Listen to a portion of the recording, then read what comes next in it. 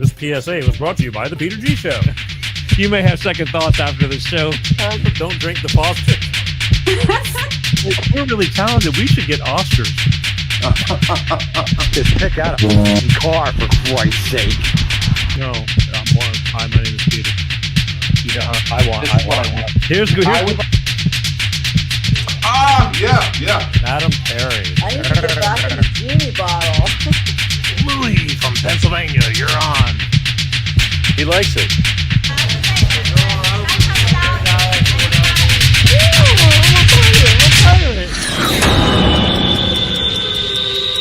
It's showtime.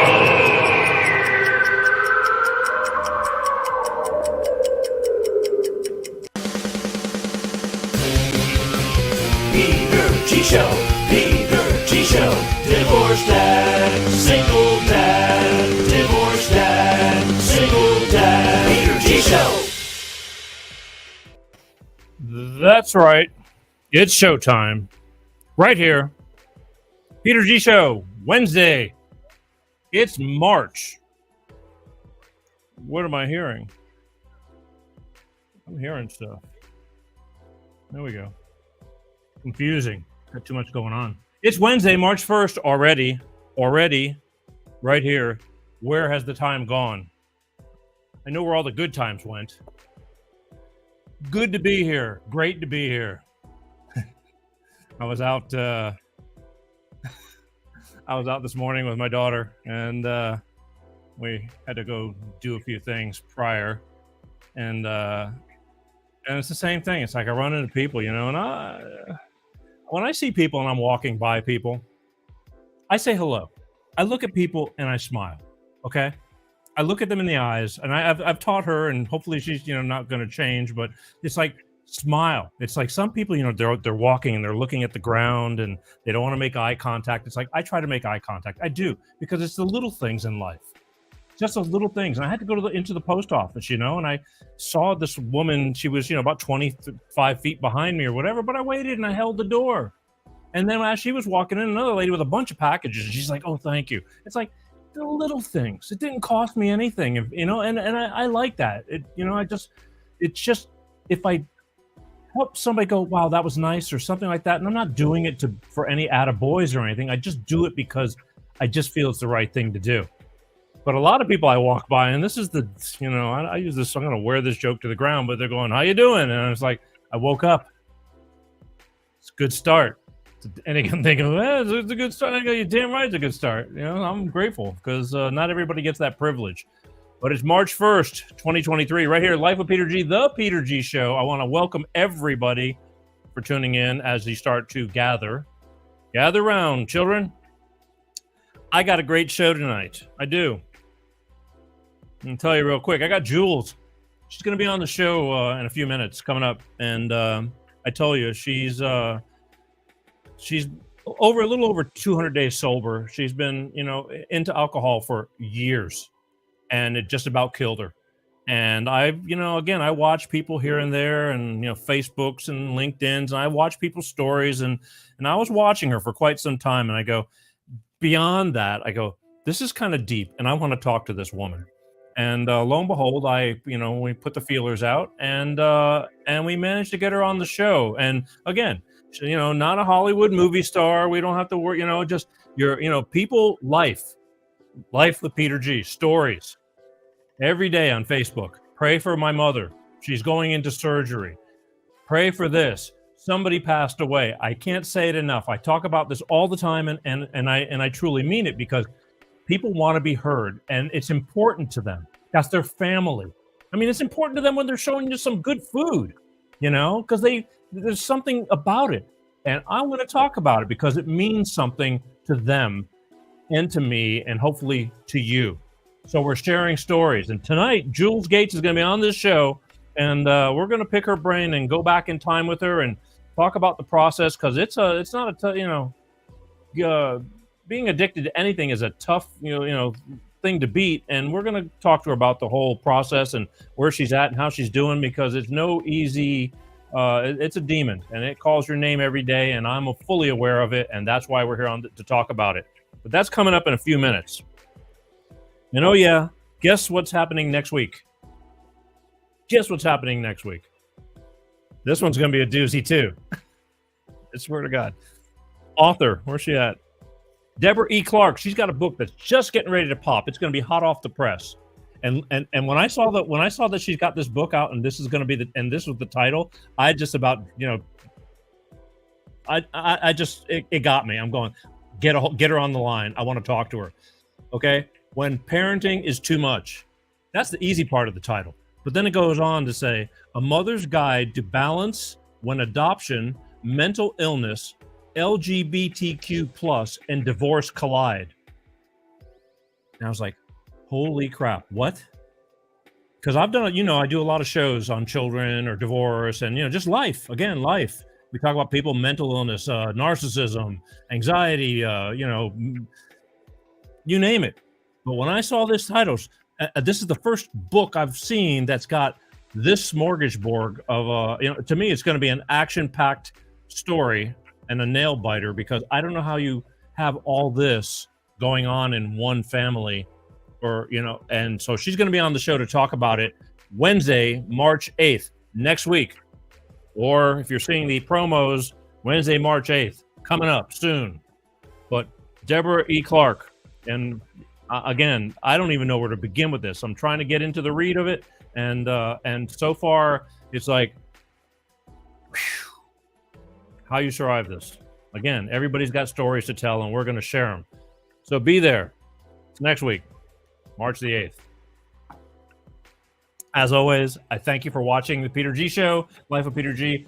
But please go to the YouTube channel and just subscribe. Go to the official Peter G Show page right there and just hit the subscribe button. It's free. It's easy. It keeps you up on things.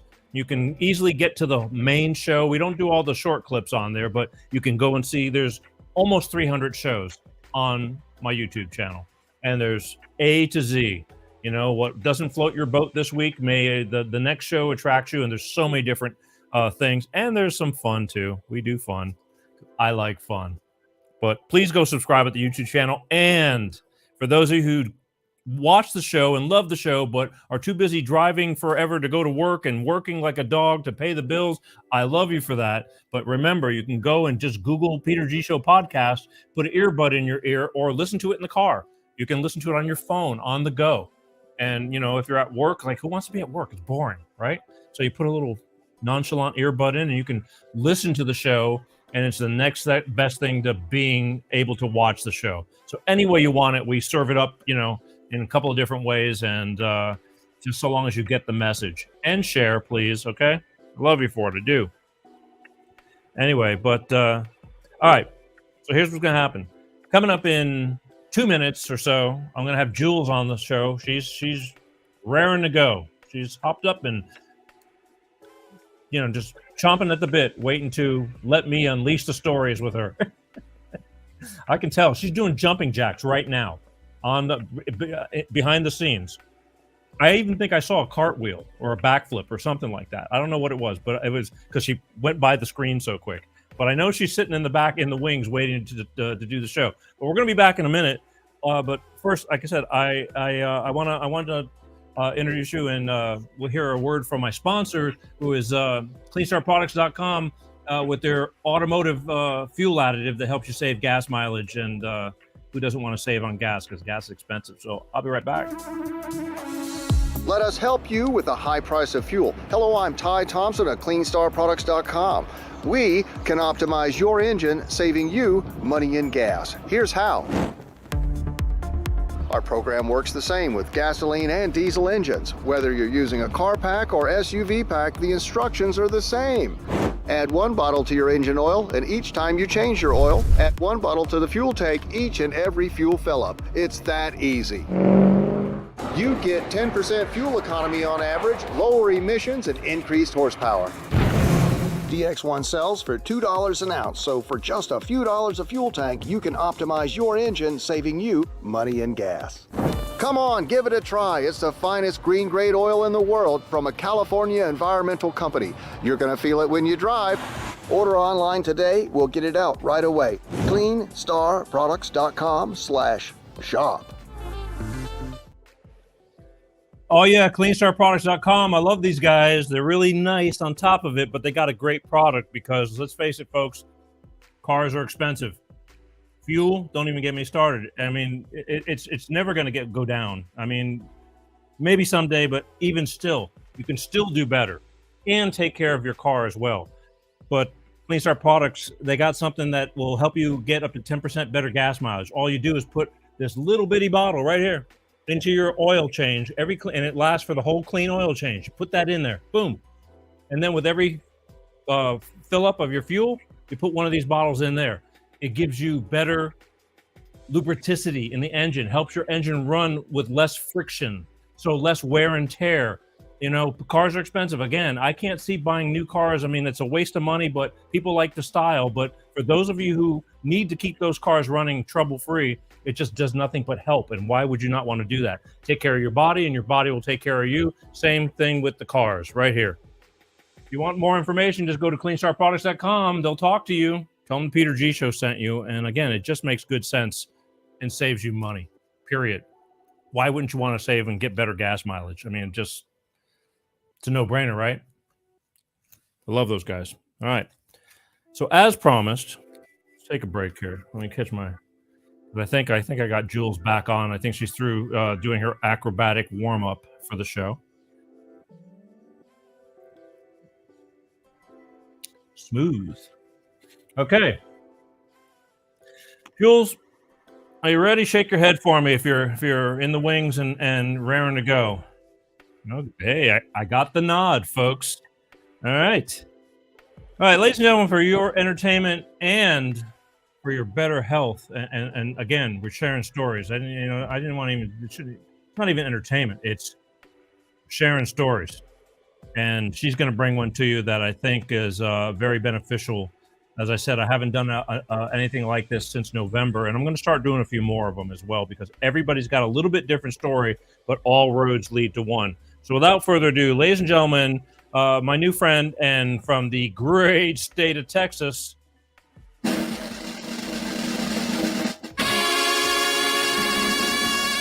Jules Gates. How are you? I'm all right. How are you, Peter? You are? I can't do all those backflips like you, but yeah, right. But that was interesting. I was watching just limber up and get ready. I told you just to relax and don't worry. It's just 3 million of my closest friends. But anyway, I want to thank you for taking the time. I know that you canceled something to be on the show because it was about the same time. I don't know if I did you a favor or not, but All right. I'm glad you're on the show because I found you, I don't know, maybe 6 months ago or more. You happen to be on my show page of Facebook. Don't know how, don't know why, but I truly believe everything happens for a reason. And I started watching you because you started posting things that came out more so than just your average post. You started talking about your current situation. And as I said, a lot of people tell about their lives on Facebook. And but you weren't afraid to talk about things because from what I gathered, you were pretty bad off from drinking, correct? Oh, yeah. The worst. And you claim you almost died. Yeah.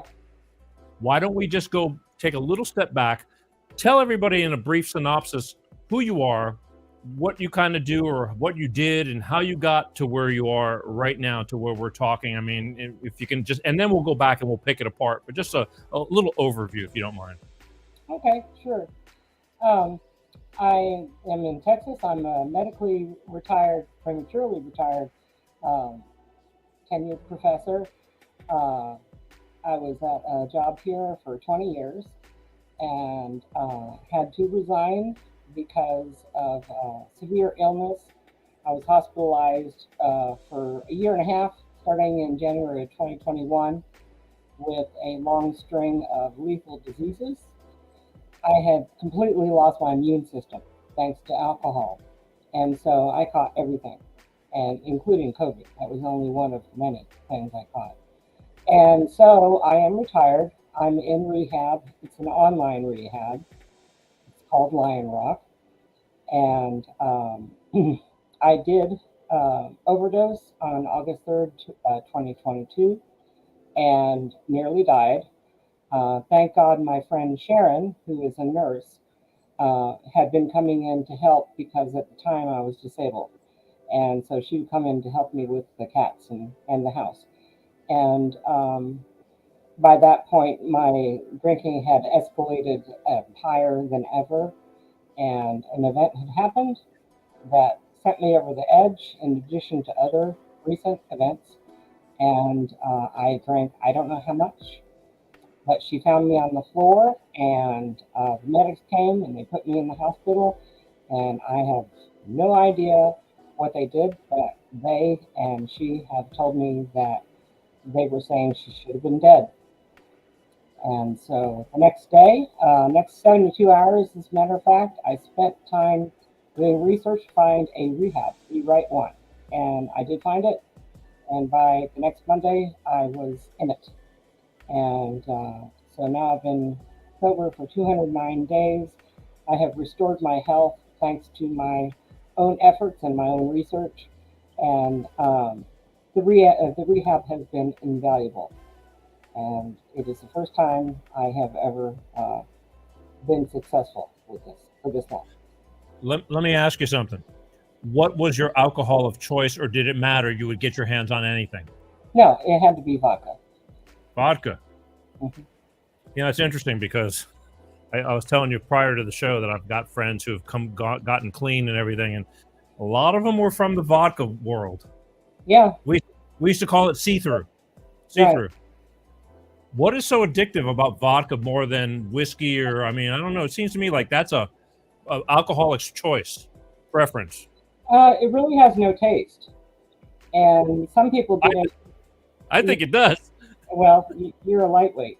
But, yeah, I am. All right. I'll try harder. To me, it has no taste. I mean, you can ice it up and you know, just drink it like ice water. And wow. I guess you get used to it. I don't like the taste of alcohol. I don't like wine. I don't like other alcohols that do have a taste. And, you know, a lot of people will tell you you can't really smell vodka. I don't believe that. But that is one thing that Sharon said to a nurse who was questioning her. She said, well, I never smelled it on her, you know, and I kept it pretty under the radar. You know, I didn't flash it how much I drank. I never did. I was in the closet about that. I would get a lot of people that would say that vodka has less calories. Did that ever cross, like, was that part of your thing? No? No. Okay. Wow. Because, you know, again, I've got a lot of friends. We used to, there was the vodka, and I don't know. To me, I guess I thank God that I am a lightweight, because I can do my share, but it all it depends on the day. Either it tastes good that day, or I can barely stomach it, and that's it. You know, I could walk away. Yeah. But vodka. What made you? I mean, okay, how many years you've been drinking? Like, do you consider yourself that you were drinking heavy? Well, I've been drinking alcohol for 35 years. I started to drink more. I was married to two alcoholics, and so I started to drink more during the first marriage, and that ended. Got divorced a long time ago. Then I met my second husband. He was a hardcore Irishman, alcoholic. Scotch was his drink of choice, and he was much older than I was. He was severely disabled, and so I was his nurse's aide caregiver for 17 years before he eventually died one day in a chair that used to be right here in our bedroom while I slept. And so I got up, tried to do CPR on him. He had too much to drink, and OD'd on drugs. And after he died, that's when the real spiral happened for me. Because you were alone?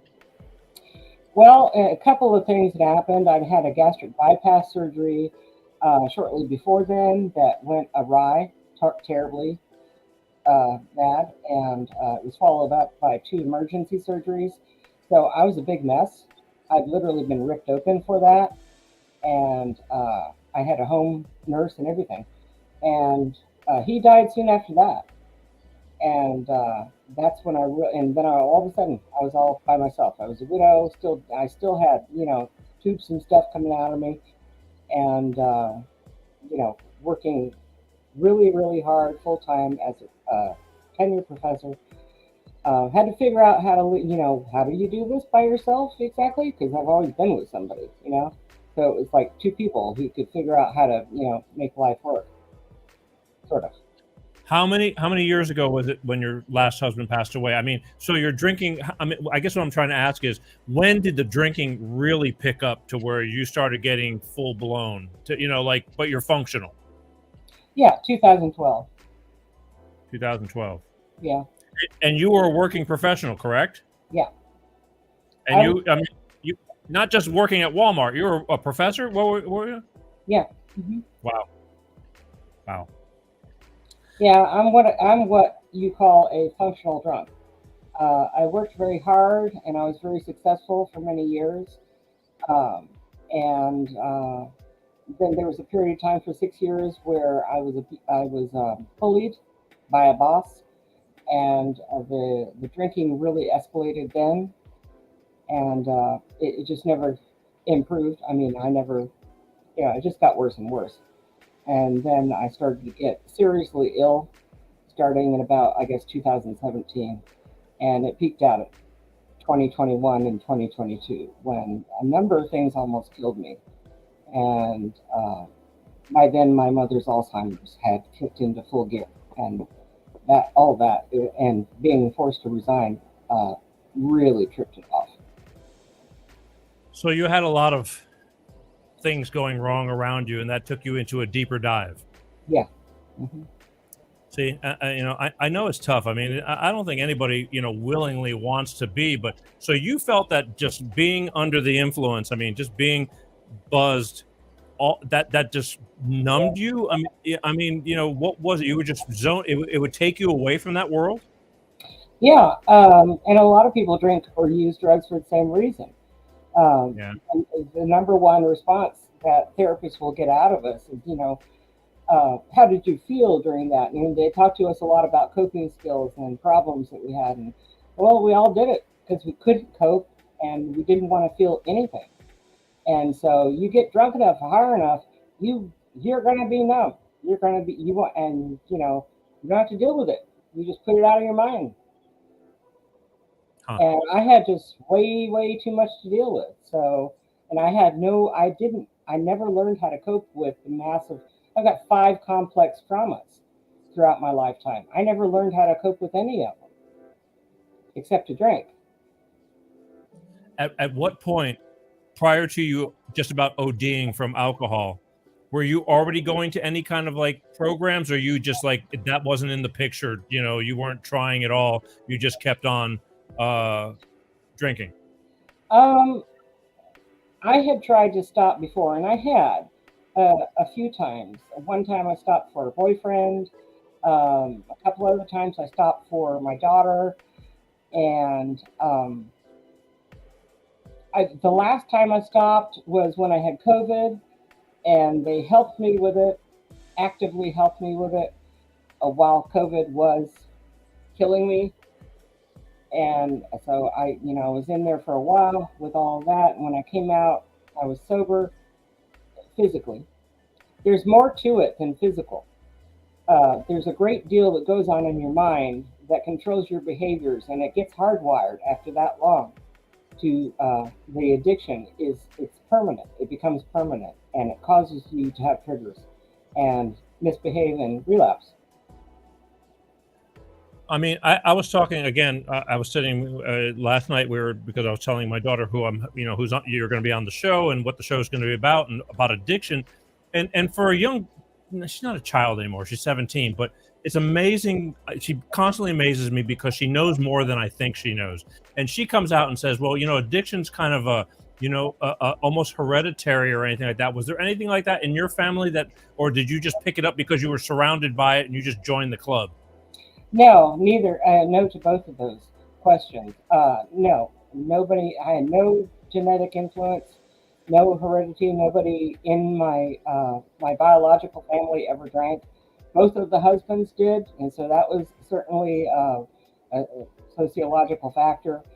Um, but ultimately, what led to my turning into a full-blown alcoholic was the big, huge ball of the 5 complex traumas, and who knows how many simple traumas.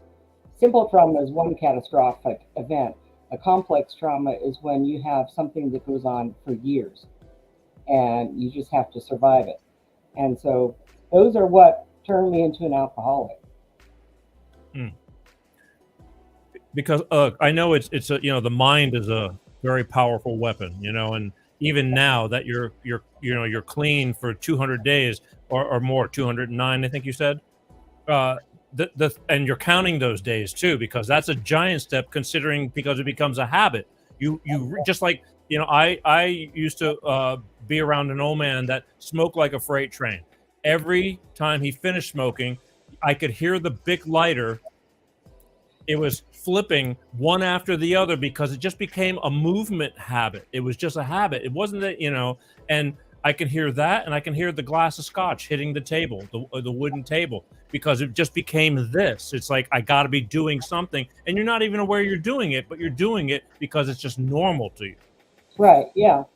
You do develop a pattern of behaviors, a routine that goes along with your substance abuse.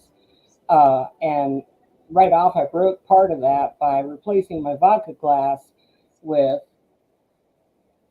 teacups. Teacups. All kinds of teacups. I have probably more than 100 now, and an extensive collection of tea, so big that I have an entire book cabinet in my front bedroom that is, about 50% tea. And then all kinds of other changes that you have to make in your life, in your lifestyle, and the way that you do things, the way that you think. You can't just stop drinking one day and all of a sudden just be fine, because there's so much other stuff that you have to readjust, and you've got to change. You've got to change the whole human being, not just that thing that you were putting down your throat or in your veins. Well, that's another thing. What about the mental? I mean, not the mental, but the physical. Like, if you drink that much, I know that it can kill you just by stopping to drink. Correct? Yes, it can. Yeah.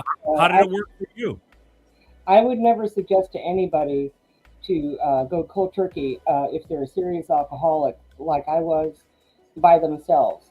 My doctor got me through it. He prescribed medication to fend off, prevent seizures, and to get me through withdrawal. I do know I was a huge mess at the time, but a great deal of that was that I had been hospitalized with so many diseases already for a year and a half, and I was so weak, and my body was just so kaput from all of that, that is really why I was a mess. Plus, I did a real job on myself when I overdosed. That was just, I was 5 times the legal BAC. And that's why they were saying, well, she should have been dead. Right. So I would not advise going through withdrawal by yourself. Have it medically supervised. Do it in a hospital. But don't just sit in your room and do it by yourself, because it can kill you. Well, again, I say this based on experience, because through my years, I've witnessed those who have gone through it, and I've got people in my world that are still drinking a lot and say, I'm going to stop, and they just don't, and they they can't, and I can't babysit. It's hard. I mean, you have to want to do it, and even though I know their intentions are good, they're still drinking themselves to death, and knowing that there's going to be something's going to go wrong sooner or later. Yeah, I don't think I've ever met another fellow alcoholic who didn't say at least at some point in time that, oh, I can quit. I know I can quit, or I'll quit, when X, Y, or Z happens. And I was one of those people too. I always thought, oh, I can always quit. When I got near the end, I could not quit, and I knew I was in trouble. I was totally helpless. I was trapped. And those last 3 days, when I went on a bender, the likes of which I have never done before, and it didn't stop. Usually there's a stopgap. Your body will say, whoa, okay, that's enough. It didn't do that. And so I didn't even pass out. And so I just kept going and kept going. And I ended up on the floor eventually, but I was still kind of conscious. But yeah, and people also try to stop for other people. This time, I had fought for my life already 15 times to save it, and then I turned around and I did this dumb bleep thing and overdosed. And so when I came through it and I was alive, I was like, alrighty now.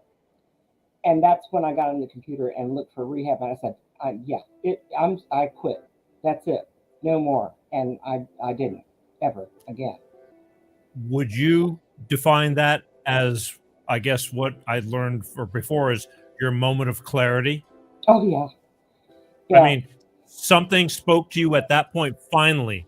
Because normally even that for most people, they say yeah, but then once they're better, they little by little start creeping back up. Starts with a couple of beers with a few people, and then it goes into a ton of they're shit faced again.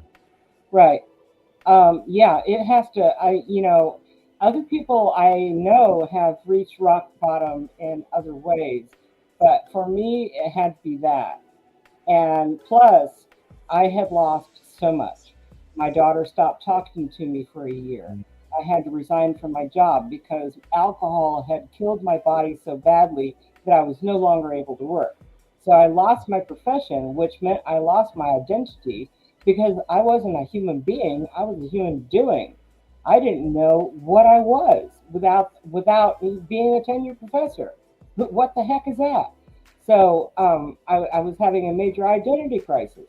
And then I turn around, find out my mother's Alzheimer's all of a sudden is amped up. And, I have to, and I was in total denial about that. So just all this stuff going on. And I said, that's it. I've got to stay alive for me. I've got to restore my health for me. If there's no me, there's not going to be a mother to Carolyn. And there's not going to be a daughter to take care of my mom. And nobody can do that but me. And I want a life, please. So I kind of got myself out of the way and said, all right. And it was then that I started on my, health nerd diet. And I put away probably 3 times the amount of protein that is actually required per day because I was so damn determined to get my strength and my health back. And I'm happy to say I have not been in the hospital since the day I overdosed on alcohol. Right. I haven't even really been all that sick. So let me ask you something. Drugs too? A lot of people, it's like just alcohol, strictly alcohol, not even any kind of painkillers or any, to mess it all up throughout the whole thing. But let me clarify one thing on that. When I was hospitalized all that time, all those times, it was 16 counting the overdose. They had me hopped up on the morphine, the Dilaudid, the Ativan, and all that. And which I don't, I'm not a chemist, but I would suspect that really screws up the person who happens to be alcoholic. And they were giving me stuff too, and just in case I went through withdrawal. But I was trying to explain to my daughter what kind of world my head was living in, and it was really far gone. You put all those things together, and in the rare times that I was out of the hospital long enough, I go back to drinking, and then before I knew it, I was sick again with some other weird disease because I just caught everything, and so back I went again. AA. Did you start going to? I don't know what's out there anymore. I mean, there's so many different programs and different like houses. I mean, I had a younger guy that was on back in November, and he was not too. He's in the Gulf Coast also, and he goes to all these these kind of Christ outreach programs and all that. Where do you? I mean, what kind of did you develop into using as a some support? I have tried AA. It was not a good experience. And there are AA groups online that are easily accessible. I've heard lots of good stories about people who have been successful with AA. I was not interested in it because the experience that I had was sour. It soured my opinion of the whole deal there. And I'm really more suited for cognitive behavioral therapy, which is what I get. And since I'm an intellectual and I spend so much time up in my mind anyway, I'm really responding to that. It's not that I don't believe in God, I do. And I've taken some good things out of the big book that they have. That I've got the Serenity Prayer right here in back of me. I really like that. But that kind of program was not going to do it for me. And so during that 72 hours of research, believe it or not, I didn't sleep. And I was probably going through withdrawal, but I was damn determined to find the most rigorous, most strict, you know, accountability type of program that I could find, and I found it. And so I'm in Lion Rock, and it's 10 hours a week, 3 days a week of 3 hours of group therapy, and a separate day, or sometimes on the same day, depending on scheduling, an hour with your therapist. Plus you have homework, lots and lots of written homework. Now, I have a PhD in English, and you would think that would be easy for me. It is not. It is not. Like what? Give us an example. Well, for one thing, the one that has tripped me up lately is 1.3. You have to write your life story. And the way I write, first of all, I'm a prolific writer, so that makes it problematic. But a lot of it is going to have to be about my mother and my past with my mother. And I'm in present time trying to take care of her and be sensitive to her needs and be empathetic. And so it's a whole different scenario right now. So it's hard to talk to a person in the present who doesn't remember what's going on from moment A to moment B, and to try to hold that person accountable for what happened, 50 years ago or whatever. So, wow. that is real toughy. And it is usually a toughie. And I'll give you credit, because a lot of people would say, screw them. I mean, I don't know what your past was, but I've dealt with, I've had a lot of people on this show, and I had a woman from Canada. Her mother was a narcissist, and she was, it was just a mental abuse from a child. And, so she walked away. Most people just, if you can get away, they do. But you're picking it up and saying, well, you're still my mother. And, and then on top of it, she has Alzheimer's, which is tough in its own right.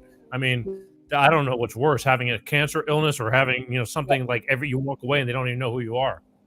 Yeah. Well, luckily she still does know who I am. And, I've fought to get her all the services I possibly can. And now she's got the right kind of medications. So she is sort of stable at the moment. And it's extremely difficult. If you have never experienced Alzheimer's with somebody like your mother or your father, somebody very close to you, it's hell. It is hell. It could be frustrating. I would imagine you would have to take a lot of patience and a lot of re-understanding, because I'd be yelling at my mother and father, just for being old, and not yelling. It was still, we loved each other, but it was just like, it was so frustrating, and I was ripping my hair out, but I would do it again if I could, Yeah. But yet I'd be screaming. They'd make me, crazy. My father, if he didn't want to talk to me, he'd just hang the phone up, and it was this East Coast kind of mentality thing, but the love was still there, and I'm very grateful for it. But it is tough, and they didn't even have Alzheimer's. My father just had selective, whatever the hell he felt. If he wasn't liking what we were talking about, that was it, But yeah, you got your you're kind of spread out, and on top of that, you're battling your own demons. Let me ask you something about, now that you're clean and free time in your mind, because your mind must start drifting. Because I know personally, when I went through divorce and things like that you're always looking to take the edge off a little bit. You just kind of want to, and if you're just sitting around, if you're not idly busy, if the mind goes idle, you kind of start like, maybe I should just, God, is there anything to drink? Or do you have that kind of issue now? No. And that is an issue for a lot of alcoholics, boredom. I don't ever get bored. I don't know how to explain it. I have a certain routine that I go through every day. And in addition to that routine, I have short-term projects. I have long-term projects. I have things that I want to do that I never was able to do because I was working, 60, 70 hours a week. And been coming home and taking care of a disabled alcoholic for 17 years. And so I never really had time to myself. And so part of what I've done here in my sobriety and my early retirement, at least for the time being, is to get to know myself and do things that I enjoy, things that are productive. People who are not tied to the ball and chain of alcohol can do in daylight, and not be criticized and, oh God, there she goes, look, that kind of a thing. I'm just enjoying the normal life. And, so that's what I do. And I cook. I don't know if you've seen my Facebook, but I cook. I cook a lot. I don't eat. I see it, and that's the thing. But you were busy even when you were drinking, correct? Yeah, I was. Okay, so how do you replace that? I mean, what is now driving you to like, okay, do you get that like, boy, I really want to drink, but I'm not gonna. Do you get that anymore, or is No. so a switch just flipped off and says that's it, you're done? Yeah. Wow. Yeah. I think it was like when I was in therapy, when I started therapy, I think maybe within the first 5 days, every time we get into group therapy, the therapist, the first question that they will ask is, how many days sober? And then what's your craving level? And so maybe in the first week, I might have said 2 or 3, but I really didn't want that because it just, and ever since then, it's been 0. Okay, because let me put it to you this way: if there was a bottle of vodka sitting in your room, just sitting there, would you be tempted to touch it now? That's a tough one. I'd take it over there in the bathroom, pour it down the toilet. Okay, because a lot of people, again, it's tough. I mean, addiction is tough, and it's sitting there calling your name, kind of like drugs. It's all the same thing. And I find that again through my past of people that have quit and all that, you trade one addiction for another. Like even the AA people, they drink coffee like it's going out of style, and I used to know guys that would go to the AA meetings to meet women, but it was I know, I get it, but this is the whole thing. It's like, the people with the serious addictions and they would stop, but they would trade it for something else that wasn't going to kill them. They just, and so be it, I guess. That's a lot of people will do that. My replacement was that, well, first of all, it took me quite a while to get well.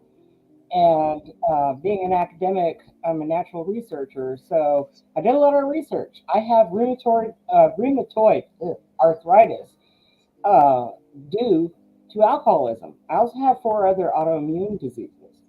So, but the thing that bothers me, and I have a broken back, and that is partially repaired. So with all that, I have a lot of pain and a lot of inflammation in my joints. And some days I can barely use my hands, which I don't like because I use my hands for everything, to cook, take care of my cats, whatever, do stuff around my house. So I did a lot of research into my diet. And, lately I've been posting about my health shakes. At first, hey, stop biting me.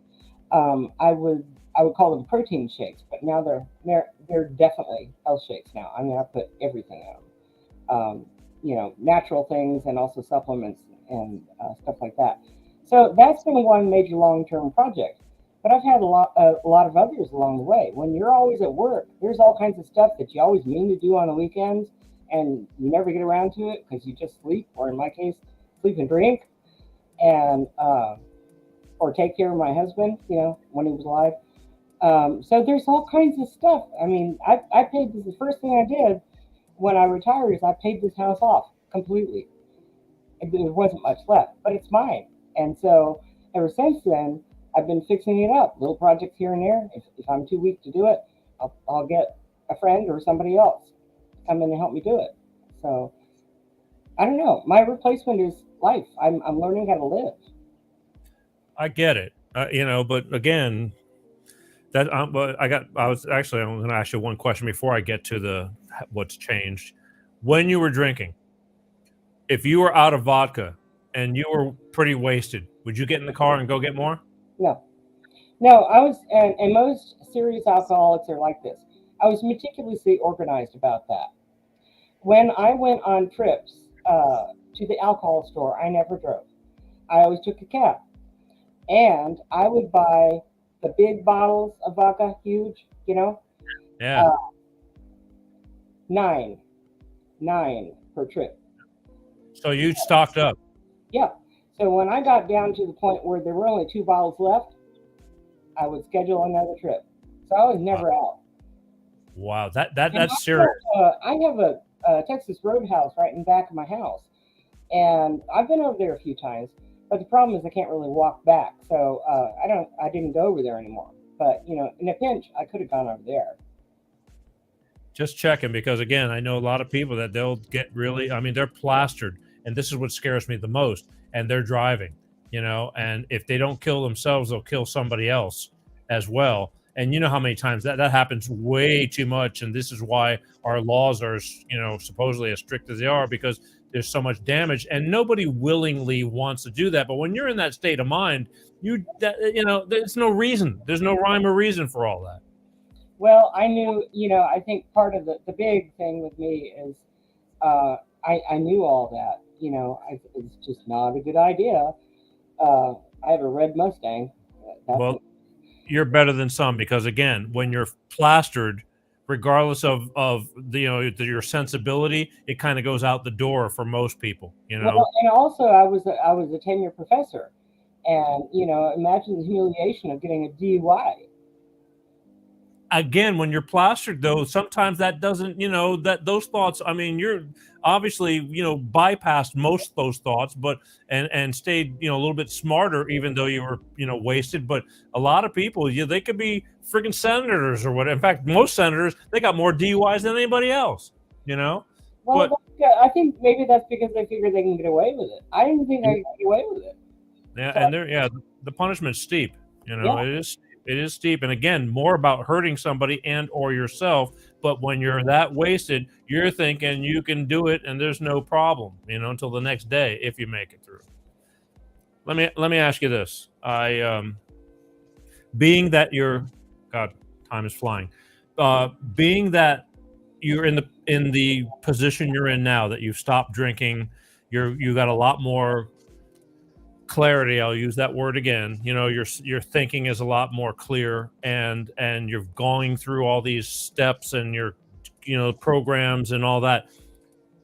Do you think that you're ever gonna, I mean, do you think that you're different, you're a different person now? I mean, not the drunk person, but because of the alcohol and all that, I mean, the damage that is done, like the rebuild, do you think you could be the person that you really want to be, like, most people think about, like, back when they used to be, back in the day? Yeah. Well, Do you I never got to be that person. I am the person I always wanted to be. And I haven't been able to do it until now. So, yes, I have definitely changed. Sharon, the lady, my nurse friend that I introduced you to last night, she'll Right. she'll be the first to tell you I'm not the same person.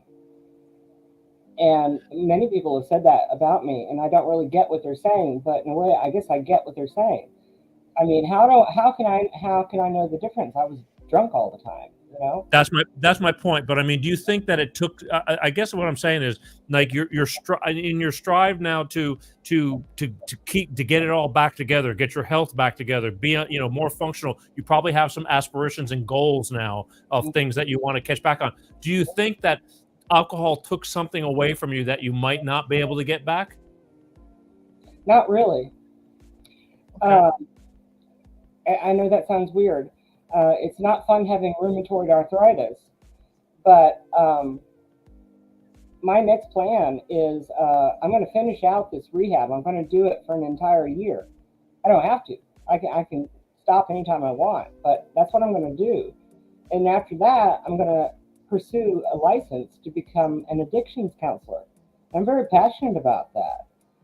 And I'm already very effective in my group, as a person who really gives a lot of responses in group. And with my background as a professor and a teacher all those years, and I have a lot of hours in psychology that makes me dangerous, but I understand people. I understand how they work, and I understand how horrible addiction is, having gone through it in such an extreme way, and to be able to live and tell about it, I'm so thankful in a way. I'm thankful. Don't you think that most counselors and are people who have already been around the block? I mean, how are you going to really? I mean, to me, it's your best form of experience, unfortunately, because Yeah. to preach about something you really don't know anything about, but you kind of understand. I say Yeah. that when I had my child, it's like you're going to love your child, but when that child was born, there was that feeling that when you try to explain it, it's yes, of course you love your child, but it was more than what you could ever figure, and it's really not that describable. It's from within. And the Right. same thing with any of this. You really, yeah, I understand what you went through because I have a million friends who've gone through what you've gone through, but you went through it Yeah. and you lived to tell about it. Right. Yeah. All of my therapists at Lion Rock that I've met so far, all of them are, recovering addicts. Right. I know I joked around with you last night when we did the pre-interview and things, but you think you got a book in you? Oh yeah, I always have a book in me. um, yeah, I've thought about that. I do want to write a book. I am a published poet, and back in the day when I was young, I thought I was going to write the next great American novel. And I wrote 3 really bad ones, and that's not my genre. So I've been writing poetry and creative nonfiction for quite a while now. But yeah, I would like to write a book about my experiences as an inspiration to other people trying to recover from this. And I quite often talk to people on Facebook, off the main news feed. I say a lot, as you know, on the news feed, but people will ask me questions in DM too, not scammers. I mean, real people, and I'll tell them, or just from my experience, what I know about it, and if I have any ideas about how they can get more help, I say that too. I mean, I only ask this questions because being that you're a literary person, which again I'm the exact opposite. I'm visual. I rather watch something. I've just always it's just I didn't have that gene of punctuation. And but so I work hard at it. But you especially because I think I have 3 books in me, and I know I'm going to end up doing it. They're just 3 different things, but it's just getting me off my ass to do it. And again, you never know who's going to be listening. Right. And one idea that I had, I told you just a few minutes ago about all the written homework that we have. They call it phase work that we have in my rehab program. One idea I have for that is when I'm done with it, I would like to compile it all as a book and add some of the Facebook soapbox things that they're not really soapbox. Now and again, I'll post something where I really get, for some reason, I just have to post. It's kind of a long post, but surprisingly, people read it and they respond to it. And I want to select some of those to include in the book as well. And of course, the major focus is surviving addiction and then continuing to live with it in a lifetime and learning how to live and, being careful, protecting yourself so that you don't ever relapse because it can happen. Right. Well, you're here. You made it, and you made it onto this show. I mean, Facebook. I started this show all because of Facebook. Not the theory of it, but from watching people. I have a very vast all over the country. I have people all over the country, and I have a big connection in the Gulf Coast, as we spoke of. And I mean, I grew up down there, and that was my way of being able to hold on to see what's going on, and in between to just see what's going on. It's who passed away, who's going through this, who's going through that, and and I feel for them because I'm very blessed. I mean, I have a lot of people I can call my friends, and not just acquaintances, and that came from years of playing music so many years and always being out all the time, and I'm still that guy. I'm always out and about. I do it through this now, and Right. but you made it, and that says something because not everybody does. And I'm sure you've probably witnessed that already. Well, between your marriages and just people around you. I mean, it Yeah. happens more than you probably care to for it to happen. But you made it. So let me ask you, because we're just about out of time, and I'm gonna have to let you go here in a second. But if there's anything that you could say from this whole experience, I mean, I don't know if you've thought about this or not, but little piece of Jules Gates, and like for you being having the gift of still being able to be here to say this, what would you say? If you want to live, if you want a life, I mean, more than just breathing and existing in your physical body, if you want to live and you want to quit drinking, you have to want it and you have to do it. Nobody can do this for me. I can ask for all the help, and that's the other thing, asking for help. Finally, I wised up and did that. Asked for help because I needed it. Tried to quit before, didn't work because I never asked for help. I thought, I was too arrogant. So I got real humble. Be humble and be committed to yourself and accountable to yourself. You're your biggest BS artist. Don't let that happen. When you start to lie to yourself, and so it's going to teach you self-discipline. You got to keep that with you. And remember, if you screw up, you're screwing yourself up. And then there's a whole domino effect that happens after that. So I don't want to go there. And I want to encourage other people not to. You're a lucky girl, is all I can say, because I know a lot of people that have this issue and their families have shunned them because they're just sick of it. Like, it's just repetitive. It's like, I'm going to stop, and then, it's just disastrous.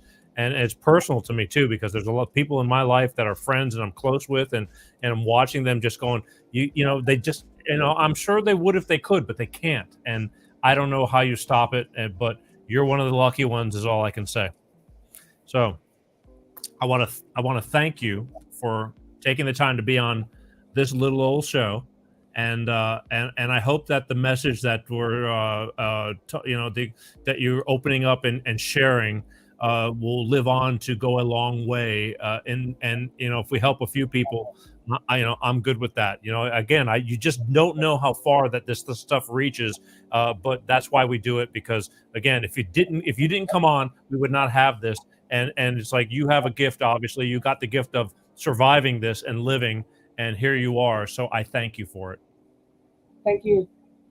All right, listen, if I could give you a big hug, I would, but maybe, because again, I know your mother's not too far away from where I spend a lot of time at over there, and you never know. It's a small world. But again, I want to thank you for taking the time. I know it's a little bit later over there, and I don't know what your schedule is. Oh, real quick. I gotta do this. All right, real quick. You have cats, right? Mm-hmm. How many cats do you have? 13. How many? 13. 13? Mm-hmm. Okay. How long have you had all these cats? I don't know. I rescue them, and some of them get dumped on. A lot of them have gotten dumped on me. Okay, because that now. Look, I'm not gonna. I'm just saying that, like, most people, you say she's got 13. You become cat lady. Yeah, and you forgot the other C word, crazy cat lady. Yeah. Crazy cat lady. Well, I've talked to you enough. I don't think you're crazy, but then again, like, for people who don't know, because you talk about your cats on Facebook too, and I said, holy crap! I go, this is going to be interesting, because that's a lot of damn cats, if I do say so myself. Mm-hmm. How do you do it? Oh, they've got a doggy door, and so they'll go in and out. But most of the time they're in here, and this is a big house. So. Wow. Yeah. That's all I'm gonna say is wow. Okay. Just had to ask. I forgot all about that, but I didn't want to go crazy cat lady. But since you mentioned it, I just thought, what the hell. Yeah, that's me. All right. Well, okay. I'm not gonna call you. That's kind of funny though. Anyway, at least you cop to it. I mean, that's cool. All right. Listen. Again, thank you.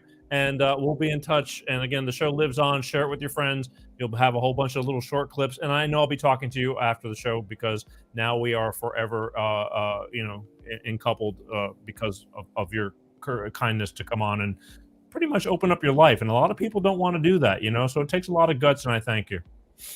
I appreciate the opportunity. All right, wave to all your new fans and everything, and we'll talk to you soon. Let them get a close up. There you go, ladies and gentlemen. Jules Gates, right here, sharing her story, which isn't easy to do, folks. So I thank you again. There you go. All right, then there we go. And I love you and thank you. I'll see you later. Okay. Bye-bye. Bye. Time out.